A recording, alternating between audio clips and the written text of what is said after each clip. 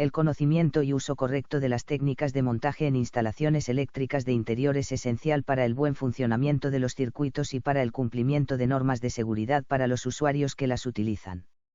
Antes de pasar a montar y probar los circuitos de alumbrado que se proponen en esta unidad, es necesario que conozcas algunos útiles y técnicas que te serán de gran ayuda.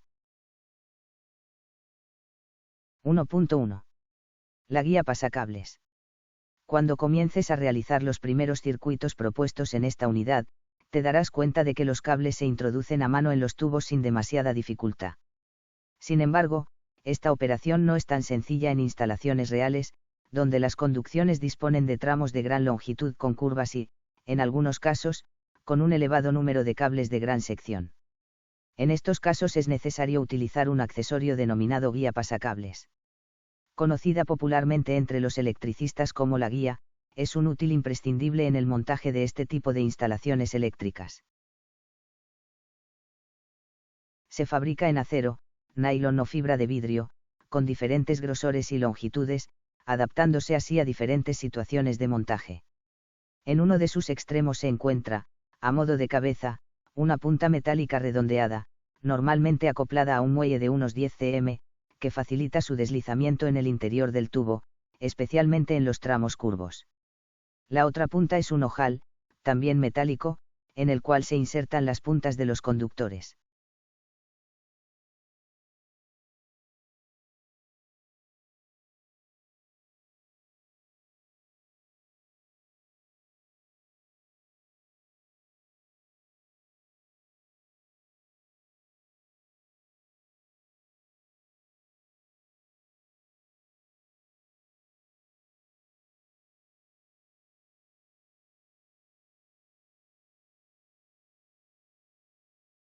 El proceso para la fijación de cables a la guía es el siguiente.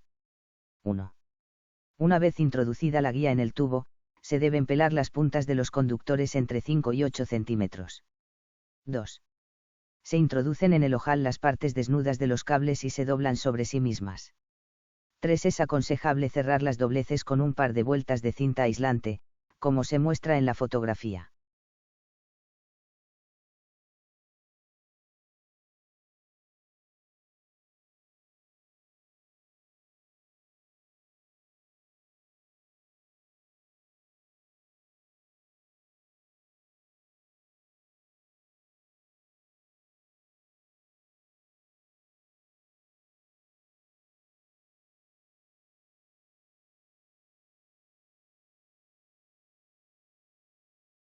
El uso de la guía requiere la intervención de dos operarios, uno para tirar de ella y otro para facilitar la inserción del mazo de cables. Este último debe prestar especial atención a que el aislante de los cables no se dañe por un roce inadecuado sobre el borde del tubo o de las cajas de registro. 1.2 Las terminaciones de los cables en las cajas de registros y mecanismos. En los conductores de una caja de registro se pueden dar las dos situaciones siguientes. 1. Que finalicen en ella y, por lo tanto, que sea necesario cortarlos allí para realizar empalmes con regletas de conexión a otras derivaciones. 2. Que pasen por la caja, pero no necesiten en ella ningún tipo de conexión. En el primer caso, se deben cortar los cables dejando visibles unos tramos de aproximadamente 15 centímetros que permitan realizar holgadamente las conexiones. En el segundo caso, se deja una vuelta en la caja de registro y se coloca en el fondo de la caja.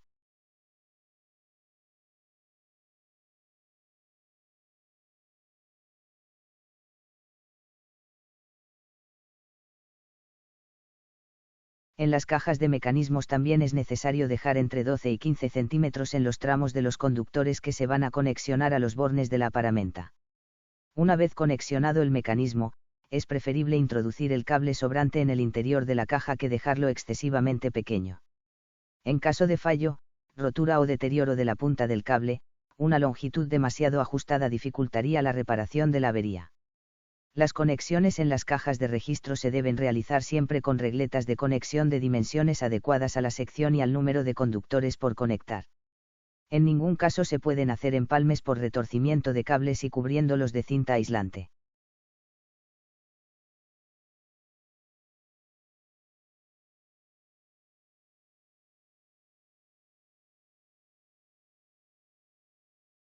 A continuación se muestran algunos de los circuitos tipo que se utilizan en las instalaciones de interior, especialmente en las destinadas a instalaciones domésticas. Punto de luz simple. Es un circuito básico que permite controlar el encendido y apagado de una lámpara mediante un interruptor. Cuando el interruptor está abierto, a la lámpara no le llega la fase y, por tanto, está apagada. Cuando el interruptor está cerrado, la lámpara queda conectada entre la fase y el neutro y, por tanto, se enciende.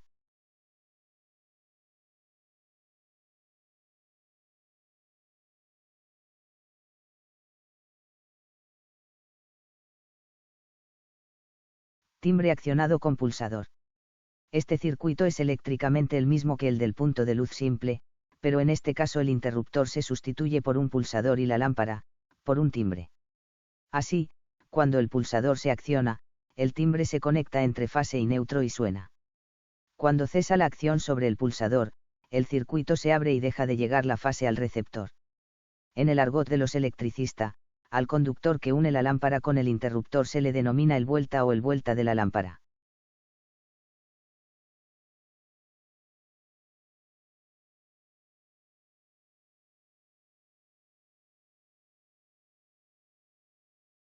De igual forma, si se desea encender dos o más lámparas a la vez, éstas se conectan en paralelo, como se muestra en la figura siguiente.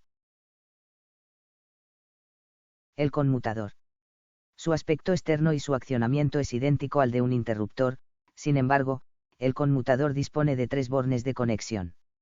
El contacto interno permite que la corriente pueda pasar de uno de ellos, del denominado común, a cualquiera de los otros dos, que algunos electricistas denominan vueltas.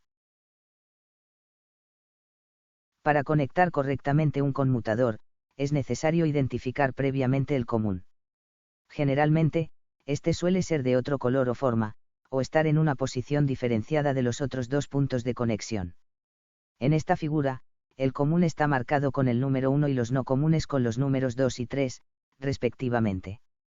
Cuando el conmutador está en una posición, el paso de corriente se hace entre los bornes 1 y 2. Cuando está en la otra posición, el paso de corriente es entre los bornes 1 y 3.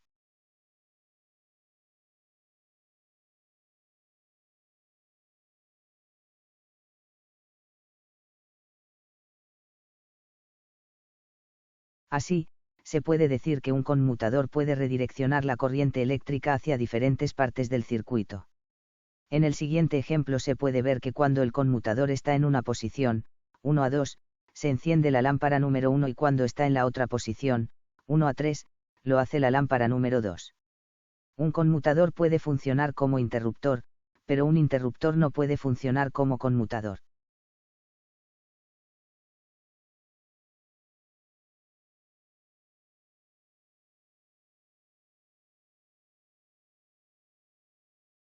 El conmutador es el mecanismo ideal para hacer circuitos que puedan controlar el encendido y apagado de lámparas desde dos puntos independientes de la instalación eléctrica. El circuito utilizado para esta tarea es el denominado lámpara conmutada o punto de luz conmutado. En este circuito, la lámpara se enciende y apaga independientemente desde cualquiera de los conmutadores.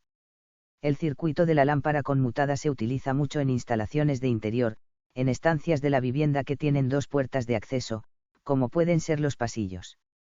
En el argot de los electricistas, a los cables de una conmutada que unen los bornes no comunes de los conmutadores se les denomina los vueltas. El conmutador de cruce. También denominado conmutador de cruzamiento, su aspecto externo y su accionamiento son idénticos al de un interruptor o al de un conmutador. Sin embargo, el conmutador de cruce dispone de 4 bornes de conexión.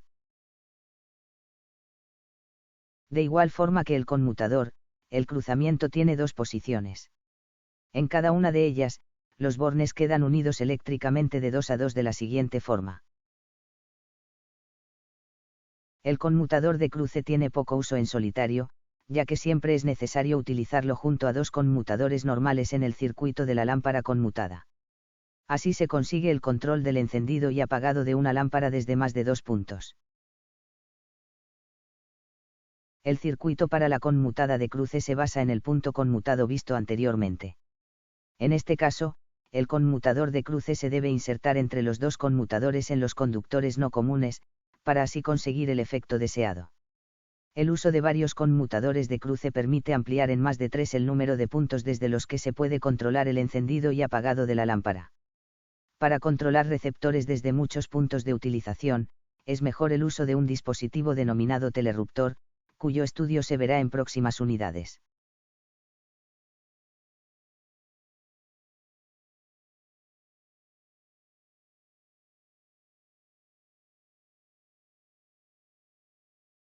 Combinación de circuitos de alumbrado. Imagina que en una instalación de una vivienda se da la siguiente situación: en dos estancias contiguas, un pasillo y un WC, se dispone de sendos circuitos para gestionar el encendido y apagado de las lámparas correspondientes. El primero es un circuito conmutado y el segundo, un punto de luz simple. El interruptor para el punto de luz de WC, y el conmutador para la luz del pasillo se encuentran ubicados en el mismo punto, compartiendo canalización e incluso la caja universal, dependiendo del modelo de mecanismo utilizado.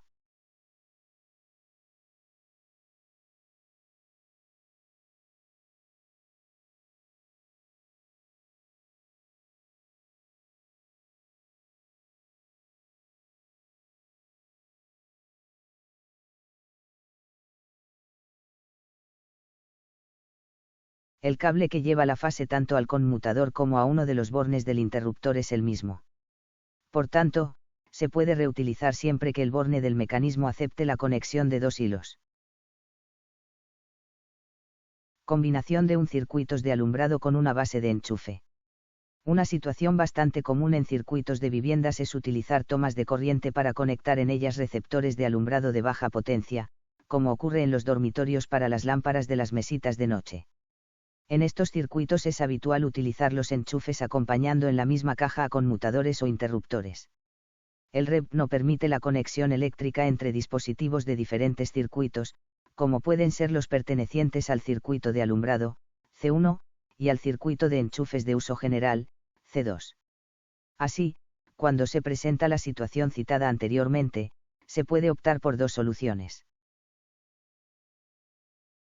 Que las tomas de corriente lleven una canalización y un cableado independiente al de los elementos de alumbrado y estén conectadas, en la caja de empalme más cercana, al circuito que le corresponda, que en este caso es el de bases de enchufe de uso general, C2. Al ser circuitos separados, deben llevar canalizaciones independientes para el alumbrado y para la fuerza. 2. Que las tomas de corriente pertenezcan al circuito de alumbrado, en cuyo caso cada una de ellas debe estar controlada por un interruptor conectado en serie con la base de enchufe. A todos los efectos, dichas bases de enchufe deben ser consideradas como puntos de luz y no se pueden conectar en ellas electrodomésticos de potencia, quedando reservadas para uso exclusivo de dispositivos de iluminación, lámparas de noche, flexos de estudio, etc.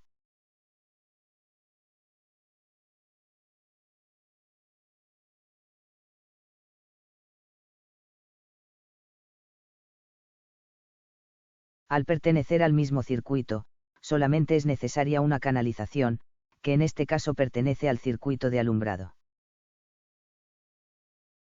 Centralización de mecanismos. Un circuito centralizado es aquel que dispone de un conjunto de mecanismos ubicados en un mismo punto para gestionar el encendido y apagado de varios receptores distribuidos en la instalación. Un ejemplo puede ser el circuito utilizado para controlar individualmente los timbres de las viviendas de un edificio desde su portal de entrada. Aunque este circuito en la actualidad se hace mediante un portero electrónico, se cita aquí ya que es un buen ejemplo de centralización de mecanismos.